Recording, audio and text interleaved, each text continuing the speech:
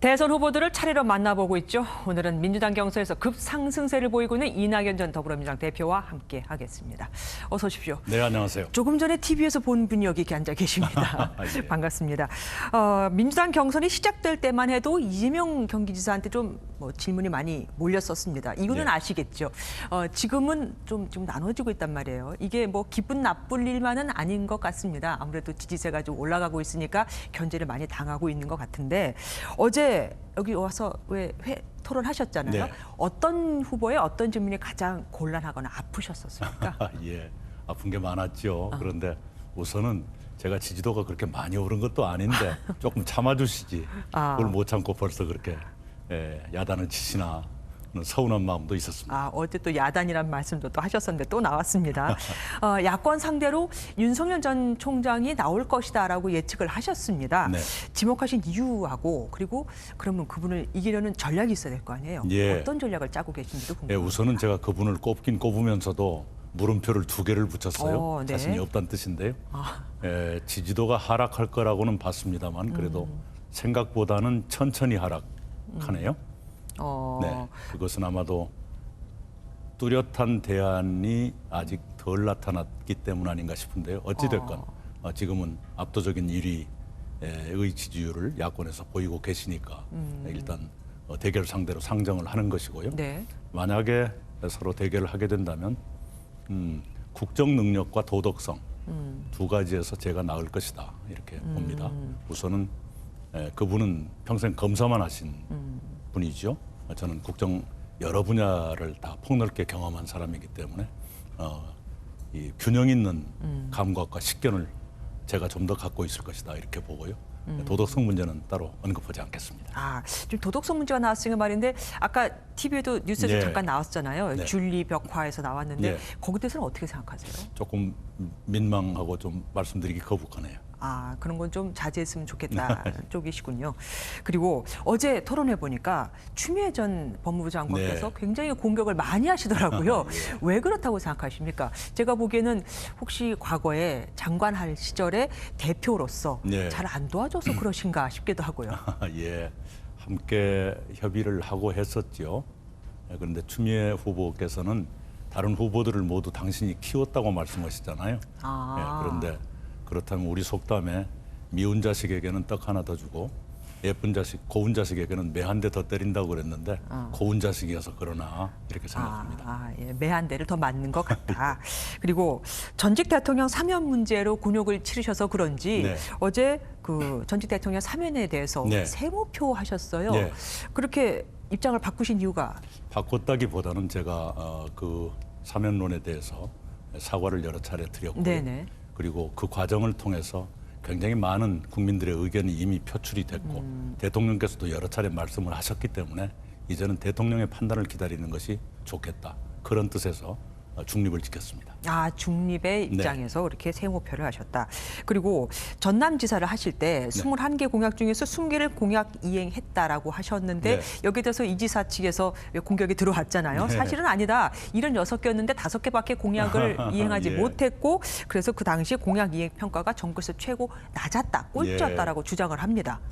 아니 제가 받은 자료에 그렇게 돼 있더라고요. 그건 한번 확인을 해보겠고요. 네. 오히려 이재명 지사가 이행률 95%라 그러는데 네. 다른 신문의 팩트 체크를 보니까 63% 정도여서 경기도 기초자치단체 중에 평균 이하다. 그런 보도도 있습니다. 그러면 그 자료는 아직 보지 못했기 때문에 네, 모르겠습니다. 저에게 온 토론 자료에 그렇게 돼 있었어요. 네. 그리고 공약에 대해서 좀 여쭙겠습니다. 총리로 재임하시면서 부동산 집값을 잡지 못한 것에 대해서 어제 아주 쿨하게 사과를 하셨습니다.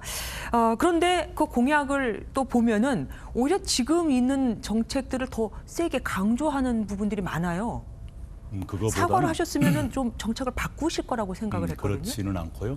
제가 그 뼈아픈 실책이 있었다라고 하는 것은 부동산 시장 안정의 정책 수단으로서 수요 억제를 주로 썼는데 그것을 공급 확대 쪽으로 전환했어야 한다라는 것이었는데 금년 2월 4일에 정부가 발표한 공급 대책은 공급 확대를 위한 것이기 때문에 그 대책은 차질 없이 이행되는 것이 좋겠다.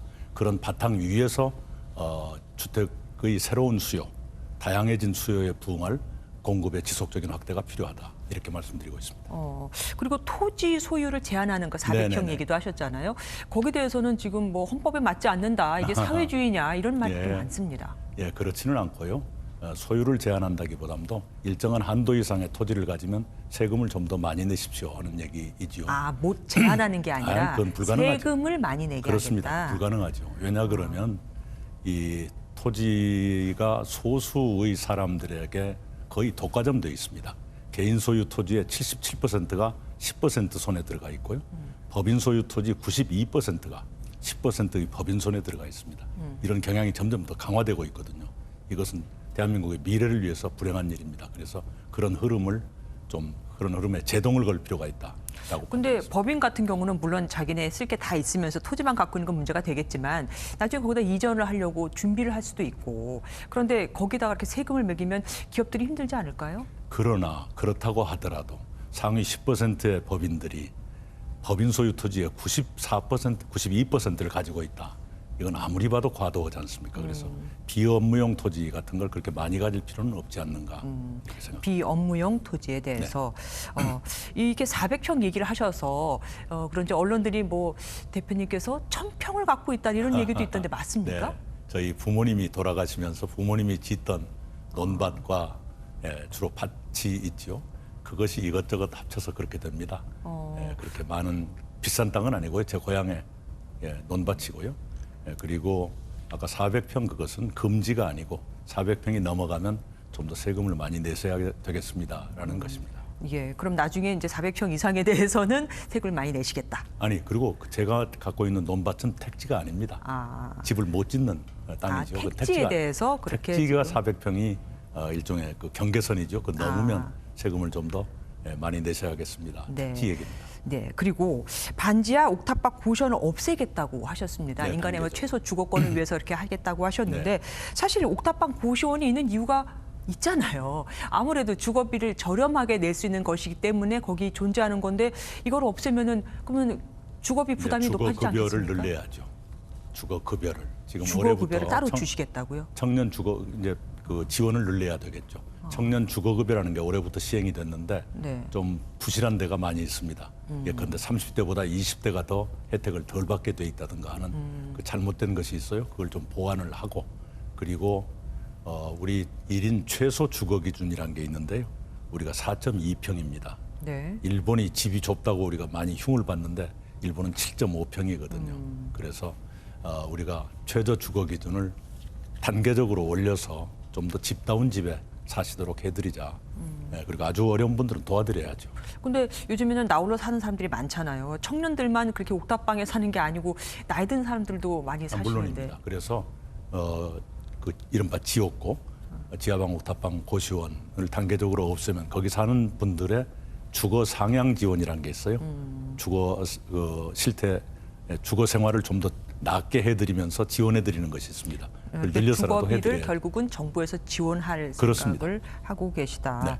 그럼 또 세금 부담이 커질까 봐 또 물어도 됩니다. 아니, 그런 분들을 위해서는 조금씩 부담하는 것도 괜찮죠. 네. 그리고 임대차 3법 시행 1년을 맞아서 지금 시장이 어떠신지 네, 알고 네. 계시죠. 전월세 때문에 지금 난립니다. 정부가 그런데 대책을 내놓지 않고 국민들한테 집 사지 마라로 오히려 뭐 국민들이 투기를 해서 그런 것처럼 국민들 탓을 하고 있다는 비판도 들리거든요. 네, 그것은 아닐 테고요. 만약 그런 인상을 주었다 그러면 정부의 세심함이 부족했다 이렇게 생각합니다. 그런 인상을 주어서는 안 되고요. 그러나 임대차 3법을 시행한 지 1년이 됐는데 그 1년 사이에 미세한 것이나마 부작용이 있었다면 그런 부작용을 없애는 보완책은 없는지 조심스럽게 찾아볼 때는 됐다고 생각합니다. 보완책을 찾을 때가 네. 됐다. 그리고 언론개혁법도 안 네. 여쭤볼 수가 없습니다. 기자들이 환영할 것 같다라고 말씀하셨는데 사실 지금 보셨잖아요. 대부분이 제가 그렇게 반발하고 말하지는 있습니다. 않았고요. 제가 현직 기자라면 자청했을 것 같다. 예, 그런 예. 말은 한 적이 있습니다. 네네. 왜냐하면 언론에 대한 신뢰가 너무 떨어져 있기 때문에 이런 상황이 오지 않는 것이 더 좋습니다마는 언론에 대한 신뢰를 회복하기 위해서는 불편함과 고통을 오히려 자청하는 것이 더 낫지 않을까 예, 제가 현직 기자가 아니라서 이런 소리 하는지 모르겠습니다만.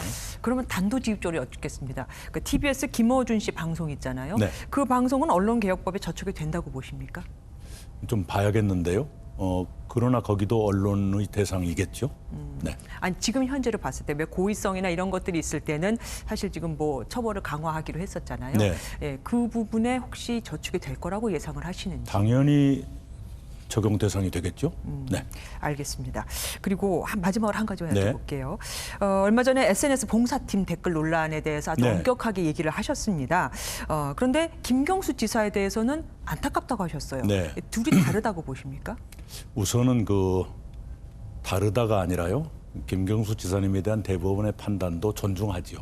네. 다 존중하는데 개인의 소회로서 김경수 지사의 진실을 믿는다는 말씀을 한 것이고요. 그 판단이 잘못됐다. 그것은 아닙니다. 아, 네. 그것은 아니고요. 판단은 믿지만 네네.